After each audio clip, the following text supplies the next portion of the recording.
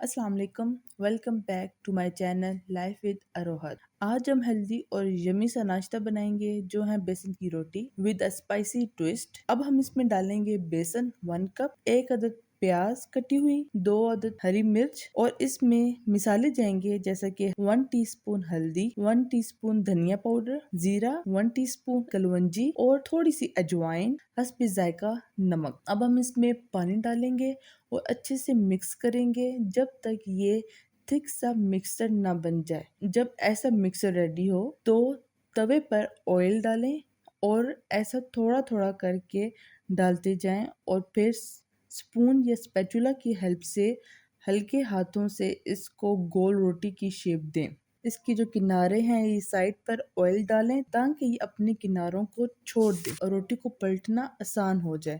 दोनों साइड को थोड़ा थोड़ा ऑयल डालना है और दोनों साइड को अच्छी तरह दरमियानी आंच पर पका लें। ये देखें, बेसन की यमी हेल्दी सी रोटी रेडी हो गई है। इसको आप चाय के साथ सर्व कर सकते हैं या मेरी तरह चटनी और दही के साथ भी इंजॉय कर सकते हैं। अगर आप लोगों को मेरी ये रेसिपी अच्छी लगी है तो जाते जाते चैनल को सब्सक्राइब करें, वीडियो को लाइक करें और अपने फ्रेंड्स में शेयर करें और अपनी दुआओं में याद रखें। अल्लाह हाफिज़।